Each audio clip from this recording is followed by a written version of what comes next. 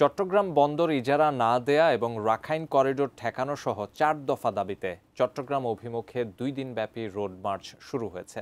সামাজিক রাজনৈতিক ৬৭টি সংগঠন সকালে জাতীয় প্রেস ক্লাবের সামনে থেকে একযোগে এই রোড মার্চ শুরু করে।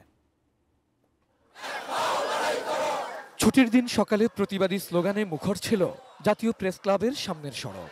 দেশের বন্দর সীমান্ত সহ নানা ইস্যুতে বিদেশি হস্তক্ষেপ আর আধিপত্যের বিরুদ্ধে সমবেত হন বিভিন্ন সামাজিক রাজনৈতিক সংগঠনের নেতাকর্মীরা। বিনোদন নয়, গণতান্ত্রিক সাংস্কৃতিক ঐক্যের পরিবেশনায় সঙ্গীত হয়ে ওঠে প্রতিবাদের হাতিয়ার। সমাবেশে বিদেশি কোম্পানিকে চট্টগ্রাম বন্দর ইজারা এবং রাখাইনে করিডোর না দেওয়ার চেষ্টা রুখে দেওয়ার অঙ্গীকার করা হয়। বন্দরের মাফিয়াতন্ত্র উচ্ছেদ করে দক্ষ ও দুর্নীতি মুক্ত অবস্থা নিশ্চিত করে চট্টগ্রাম বন্দর কর্তৃপক্ষের নিয়ন্ত্রণ প্রতিষ্ঠা করতে হবে। রাষ্ট্রীয় ব্যবস্থাপনায় বন্দর পরিচালনা করতে হবে।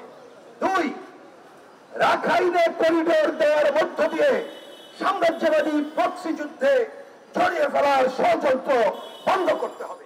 বাংলাদেশ ভূখণ্ডে অন্য দেশের সমরাস্ত্র তৈরির অপতৎপরতা এবং প্রযুক্তি প্রতিষ্ঠান স্টারলিংকের কার্যক্রম বন্ধের দাবি জানানো হয় সেখানে।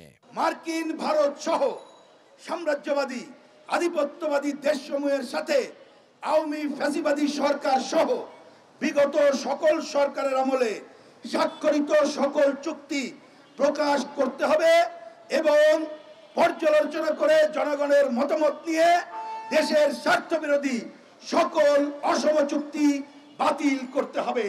পরে রোড মার্চ ফেনীর পথে রওনা হয়। শনিবার সকালে ফেনী শহীদ মিনার থেকে চট্টগ্রাম বন্দরের উদ্দেশ্যে যাত্রা করবে রোড মার্চ।